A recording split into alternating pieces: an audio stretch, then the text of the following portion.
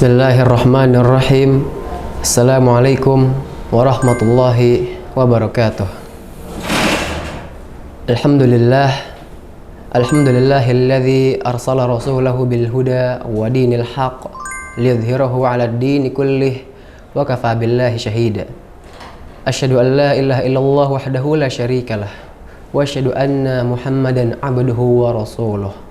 Allahumma shalli 'ala sayyidina Muhammad wa ala alihi wa ashabihi wa man tabi'ahum bi ihsan ila yaumiddin, amma ba'd.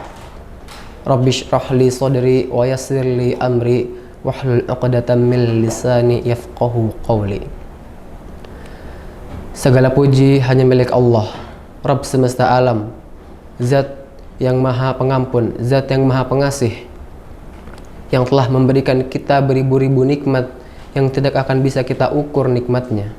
Nikmat iman, nikmat Islam, bahkan nikmat sehat walafiat, sehingga kita masih bisa dikumpulkan kembali dalam acara kita kali ini, Kultum Ramadan, yang insya Allah diberkahi oleh Allah Subhanahu wa Ta'ala. Salawat dan salam tidak lupa kita panjatkan kehadirat besar Nabi Muhammad SAW kepada saudaranya, kerabatnya, dan keluarganya. Semoga kita semua diberikan keistiqomahan dalam menjalankan ajaran-ajarannya dan termasuk ke dalam umatnya pada hari kiamat kelak. Insya Allah pada kesempatan yang penuh berkah kali ini kita akan meluangkan waktu sejenak untuk menelusuri kembali kisah tentang perang Uhud, sebuah peristiwa yang memiliki makna mendalam bagi perjalanan dakwah Rasulullah SAW. Melalui kisah ini, kita akan mencoba untuk memahami hikmah-hikmah yang terkandung di dalamnya, agar dapat kita jadikan pelajaran dalam menghadapi berbagai ujian kehidupan sebagai seorang muslim yang beriman kepada Allah Subhanahu wa Ta'ala. Perang Uhud menjadi sejarah kekalahan pertama umat muslim dalam peperangan melawan kaum kafir Quraisy. Lantas, apa hikmah dan pelajaran berharga dari kekalahan perang Uhud tersebut? Sesuai namanya, perang Uhud terjadi di pegunungan Uhud, terletak di sebelah utara Madinah. Pertempuran ini terjadi pada tanggal 7 Syawal tahun ketiga Hijriyah, kurang lebih 1 tahun lamanya setelah perang Badar berlangsung. Dalam peperangan tersebut, umat Islam hanya membawa 700 pasukan, sedangkan kaum Quraisy berjumlah lebih dari 3.000 pasukan. Pada akhirnya kaum muslimin yang dipimpin Nabi Muhammad SAW kalah dalam pertempuran tersebut. Salah satu sebabnya adalah mundurnya pasukan pemanah lantaran tergiur rampasan perang. Meski demikian, umat Islam tetap diminta oleh Rasulullah SAW untuk sabar dan teguh hati dalam berperang melawan kekafiran dan kesyirikan. Setelah kalah dari perang Badar, kaum Quraisy Makkah berencana melakukan serangan balasan terhadap kaum muslimin.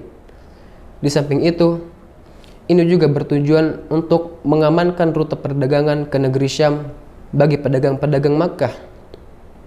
Sebab perang Badar telah mengakibatkan aktivitas perdagangan di Makkah menjadi terhenti.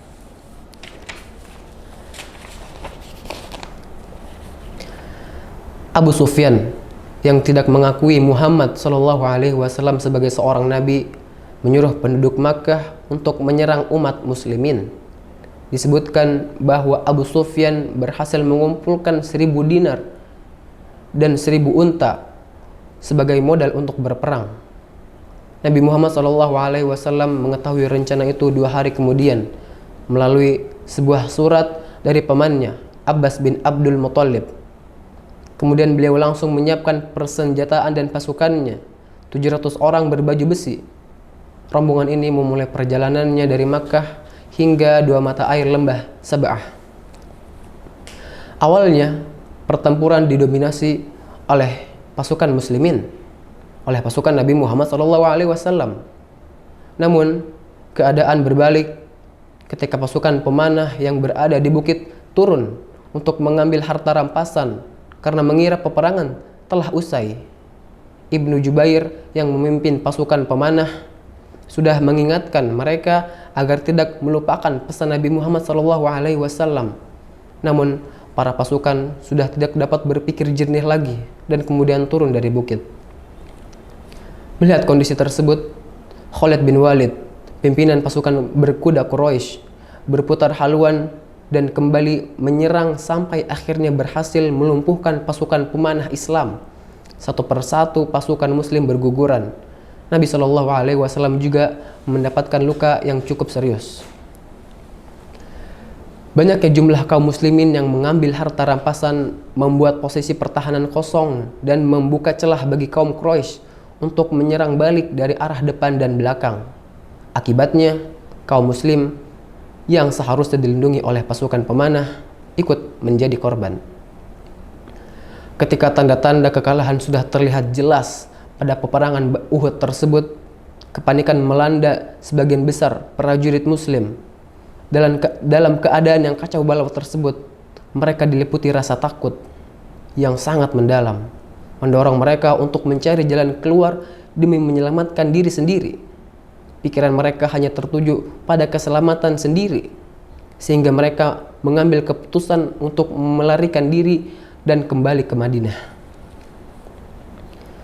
Dalam pelarian yang tergesa-gesa itu, mereka seolah-olah kehilangan kesadaran akan tanggung jawab mereka sebagai seorang prajurit.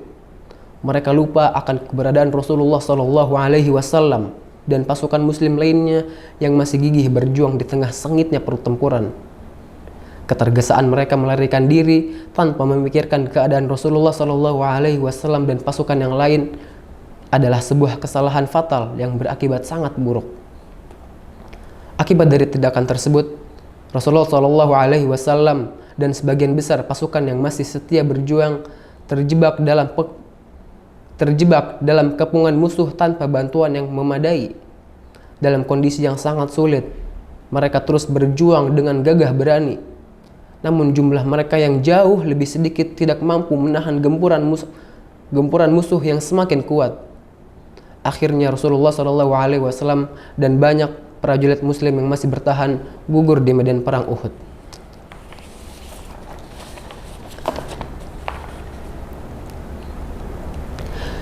Di tengah berkecamuknya perang Uhud, tersebarlah kabar bahwa Nabi Muhammad SAW telah wafat. Berita ini meskipun keliru, dengan cepat menyebar di kalangan kaum kafir Quraisy dan memberikan secercah harapan bagi umat Islam yang terdesak. Kabar tersebut membuat pasukan Quraisy ragu, menganggapnya sudah cukup sebagai balasan atas kekalahan di perang Badar. Akibatnya mereka mengurangi serangan dan hal tersebutlah yang menyelamatkan umat Islam dari kekalahan yang lebih besar.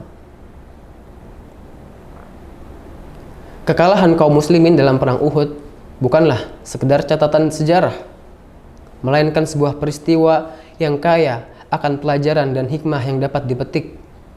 Untuk itu, marilah kita bersama-sama menelaah dan memahami pelajaran-pelajaran apa saja yang dapat kita ambil dari peristiwa tersebut, yang dapat menjadi petunjuk bagi kita dalam menghadapi berbagai ujian dan cobaan setiap harinya. Salah satu cara untuk memahami hikmah tersebut adalah dengan melihat dua faedah penting di balik kekalahan umat Islam di perang Uhud. Hikmah yang pertama yaitu ketaatan adalah kunci kemenangan.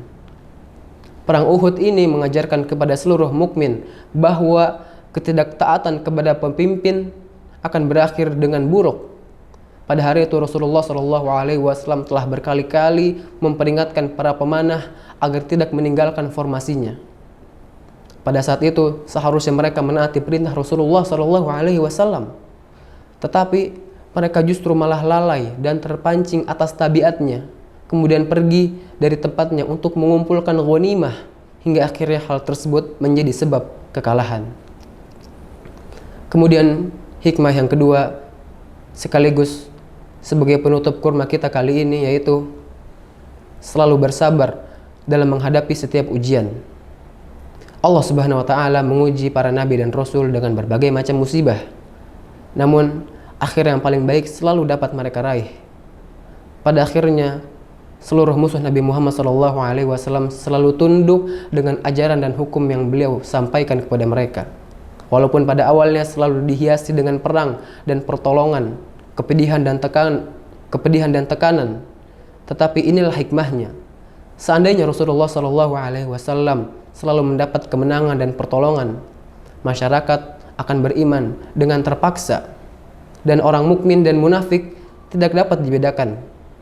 Namun ketika beliau menerima kekalahan, orang-orang munafik bermunculan, sedangkan orang mukmin yang bersabar akan naik derajatnya.